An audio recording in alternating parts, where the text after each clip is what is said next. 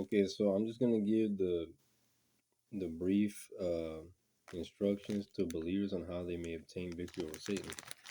Okay, and mind you, I'm eating chips, so bear with me. Oh, man, I dropped it.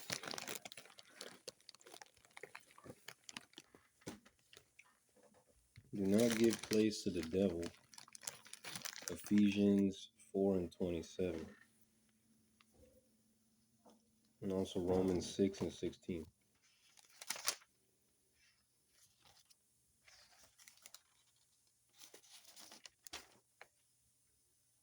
All right, so it says not to give place to the devil, and then we have okay.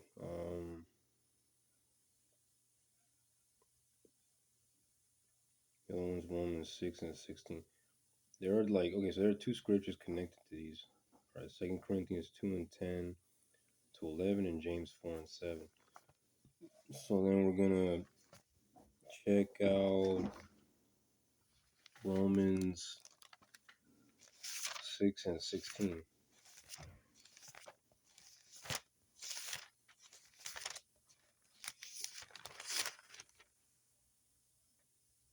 Know ye not that to whom ye yield yourselves servants to obey, his servants ye are to whom ye obey, whether of sin unto death, or of obedience unto righteousness?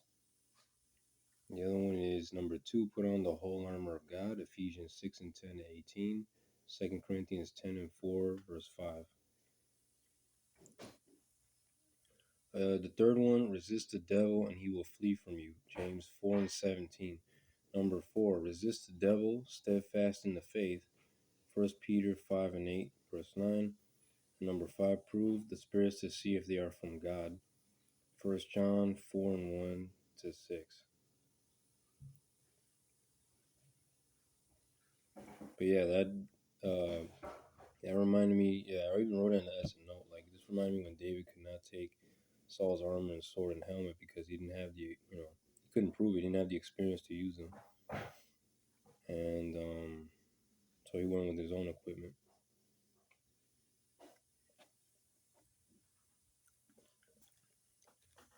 An oatmeal cookie. All right.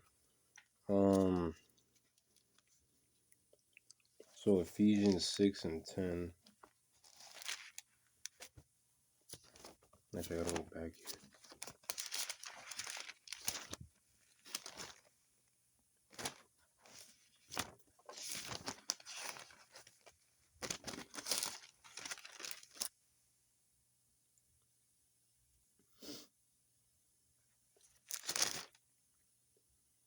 Actually, hold on a sec. Okay, verse 10. Finally, my brethren, be strong in the Lord and in the power of his might. Put on the whole armor of God, that ye may be able to stand against the wiles of the devil. For we wrestle not against flesh and blood, but against principalities, against powers, against the rulers of the darkness of this world, against spiritual wickedness in high places. Wherefore take unto you the whole armor of God, that ye may be able to withstand in the evil day, and having done all to stand. Stand therefore, having your loins girt about with truth, and having on the breastplate of righteousness, and your feet shod with the preparation of the gospel of peace. Above all, taking the shield of faith, wherewith ye shall be able to quench all the fiery darts of the wicked. And then you reference 1 John 5:4. And take the helmet of salvation and the sword of the Spirit, which is the word of God, praying always with all prayer and supplication in the Spirit, and watching thereunto with all perseverance and supplication for all saints. That one's especially important. Praying always with all prayer and supplication in the Spirit, watching thereunto with all perseverance and supplication for all saints. Anyway, but yeah, regardless of what happens, I'll stay, um, committed, and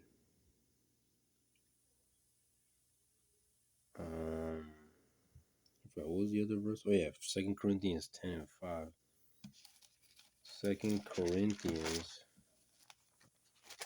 2 Corinthians 10:5. Casting down vain imaginations and every high thing that exalteth itself against the knowledge of God, and bringing into captivity every thought to the obedience of Christ. So, interestingly enough, we bind all vain imaginations in our mind, cast them down, in Jesus Christ. And so, there's a connection with our armor and binding and loosing. Every high thing.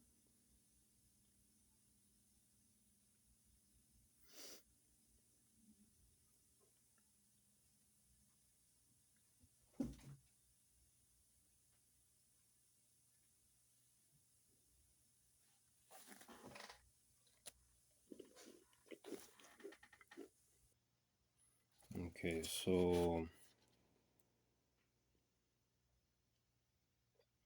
also connected to the authority.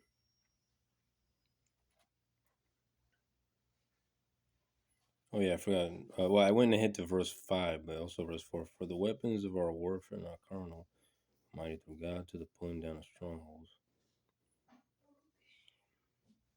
But yeah, that's kind of interesting though. So, and also the fire of God plays a role. So okay, binding and loosing, our keys are actually, our binding and loosing is actually, okay, so yeah, picturing a bow and your arrows, or a gun and your bullets. But interestingly enough, this is also part of the armor. So it's like, I mean, I don't want to go, too deep into that. So I'm like, are you saying, okay, parts of our armor form a gun or a crossbow of some sort, or some kind of bow? And then the authority. So,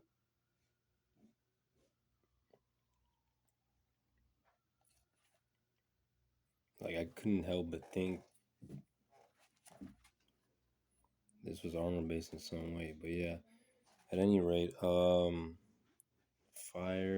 or maybe even the fire. So that was kind of interesting and surprising to say the least.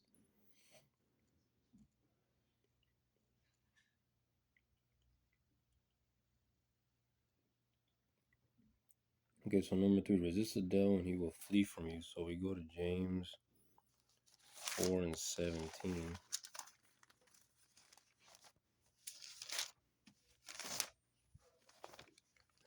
James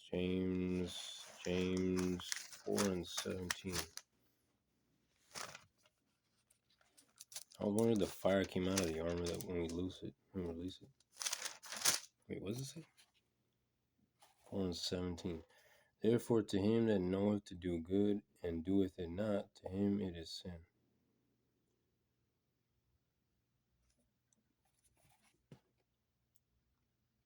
Yeah. The other one, let's see, resist the devil, steadfast in the faith. 1 Peter 5:8-9. Okay, so 1 Peter, the next one. 1 Peter 5:8-9, right? Well, verse 8 and verse 9. So be sober, be vigilant, because your adversary, the devil, as a roaring lion, walketh about seeking whom he may devour. Verse 9. Whom resist steadfast in the faith, knowing that the same afflictions are accomplished in your brethren that are in the world.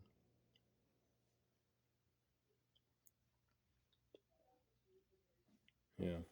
So, we're not alone. Yes, we're all going through the same things, more or less. Okay, then the last one is number 5. Prove the spirits to see if they are of God. So we go to 1 John 4 and 1-6. Beloved, believe not every spirit, but try the spirits whether they are of God, because many false prophets are gone out into the world. Hereby know ye the Spirit of God. Every spirit that confesseth that Jesus Christ is come in the flesh is of God, and every spirit that confesseth not that Jesus Christ is come in the flesh is not of God. And this is that spirit of Antichrist, whereof ye have heard that it should come, and even now already it is it in the world. Ye are of God, little children, and have overcome them, because greater is he that is in you than he that is in the world. They are of the world, therefore speak they of the world, and the world heareth them. We are of God, he that knoweth God heareth us. He that is not of God heareth not us. Hereby know we the spirit of truth and the spirit of error. So this, when we read truth, when we know truth, we keep it. Okay, so this truth is our belt. You hold on to it, don't let it go, no matter what anybody says. Because anybody trying to get you to think otherwise, obviously, they're using Satan's, I guess you could call it a knife of lies, or a belt cutter. That's what I like to call it. But yeah, definitely we would want to straight up, not let that knife get anywhere near us. So yeah, that's why it's important to have that shield up, because you don't want it touching you, or or cutting the belt, and then you lose that truth. So that's how. So yeah, I mean, and this whole, the Bible's filled with truth. Even prayers can have truth, and although yeah, you would probably think, well, then that's a lot of belts, but yeah, well, not really. No, I mean, it's just one belt, holding all the truth that that you've been given, and or the Lord personally revealed, you know, to you. But yeah, given more or less, whether by fellow brother or sister, or God Himself. And oof, man, I got a mean itch. Yeah, I bind. Oh, sorry, yeah, I forgot. Okay, I bind evil spirits that would hinder, these communications. Any evil spirits that would prevent me from delivering you the words, and and from you from receiving them. We bind the evil spirits in Jesus Christ's name. Uh, and we also bind and rebuke the evil spirits, attacking us, and we rebuke them and cast them down and replace them with the opposite good spirits in Jesus Christ's name. Satan, do not interfere with us. Keep silent. And you and the rest of your demons as well that would try to hinder us in Jesus Christ's name. All right, so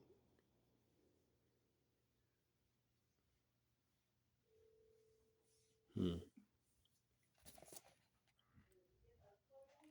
All right, so I think that's it. All right, I'm gonna actually get something to eat and continue after.